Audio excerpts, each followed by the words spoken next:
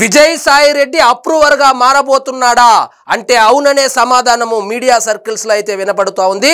Twitter వేదికగా విజయసాయి రెడ్డి గారు Andhra Pradesh liquor scam కు సంబంధించి సగం బట్టలే ఊడదీశారు, మిగతా సగం బట్టలు ఊడదీయడానికి కావలసినటువంటి సమాచారం ఏదైతే ఉందో నేను ఏమి చేయగలుగుతానో నేను సహకరిస్తాను, పోలీసు శాఖకు సహకరిస్తాను, ఖచ్చితంగా వాళ్ళ బట్టలు ఊడదీస్తానని చెప్పి ట్విట్టర్ వేదికగా ఒక ట్వీట్ కూడా వేయడం జరిగింది. ప్రాసెస్ లో భాగంగానే ఆంధ్రప్రదేశ్ లో జరిగినటువంటి లిక్కర్ స్కామ్ కు సంబంధించినటువంటి అన్ని ఆధారాలను సేకరించి సమాజం మీద పడి బతుకుతున్నటువంటి ఒక టీవీ 3x3కి ఆయన మొత్తం డాక్యుమెంటేషన్ పంపిస్తే వాళ్ళు దాని మీద ఒక వీడియో చేసి ఒక ప్రోమో కట్ చేసి ఆంధ్రప్రదేశ్ లో రాజకీయ భూకంపం రాబోతుంది, సునామీ రాబోతుంది, ఆంధ్రప్రదేశ్ రాజకీయాలు తలకిందులు కాబోతుందని తెగ హడావిడి చేసి ఫైనల్ గా ఆ సంస్థలో పనిచేస్తున్నటువంటి జగన్మోహన్ రెడ్డి గారికి అత్యంత సన్నిహితుడు ఒకడు ఈ వీడియోని జగన్మోహన్ రెడ్డి గారికి షేర్ చేస్తే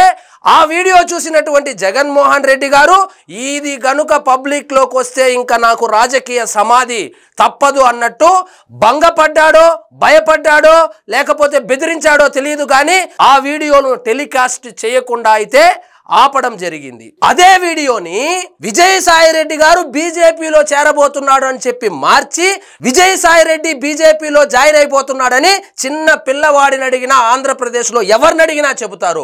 అలాంటిది ఇదే నేను వేయవలసినటువంటి బ్రేకింగ్ న్యూస్ అని చెప్పి విజయసాయి రెడ్డి ఏదైతే ఎవిడెన్స్లు ఇచ్చాడో వాటిని దాచేసి పక్కన పెట్టారు. విజయసాయి రెడ్డి నిజంగా అప్రూవర్ గా మారబోతున్నాడు అంటే ఇదేమి వాళ్లకు కొత్త కాదు. ఢిల్లీ లిక్కర్ స్కామ్ జరిగినప్పుడు ఈయన బంధువైనటువంటి శరత్ చంద్రారెడ్డి అప్రూవర్ గా మారే బయటపడడం జరిగింది. శరత్ చంద్రారెడ్డి దారిలోనే విజయసాయి రెడ్డి కూడా అప్రూవర్ గా మారడానికి ఆ లిక్కర్ స్కామ్ కు సంబంధించినటువంటి అన్ని ఆధారాలను నమ్మి ఆ సదరు ఛానల్ చేతిలో పెడితే వాళ్ళు అమ్ముడుపోయారో లేదా స్వామి భక్తి చూపించారో లేదా జగన్మోహన్ రెడ్డి గారికి భయపడ్డారో కానీ ఆ వీడియో అయితే టెలికాస్ట్ చేయకుండా అయితే ప్రస్తుతానికి ఆపగలిగారు.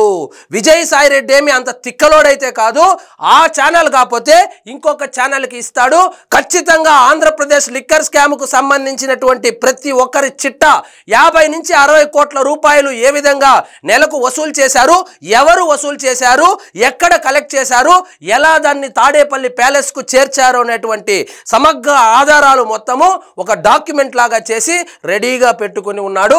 ఆయన తొందరలో అప్రూవర్ గా మారబోతున్నాడని మీడియా సర్కిల్స్ లో అయితే ఒక వార్త అయితే వినబడతా ఉంది.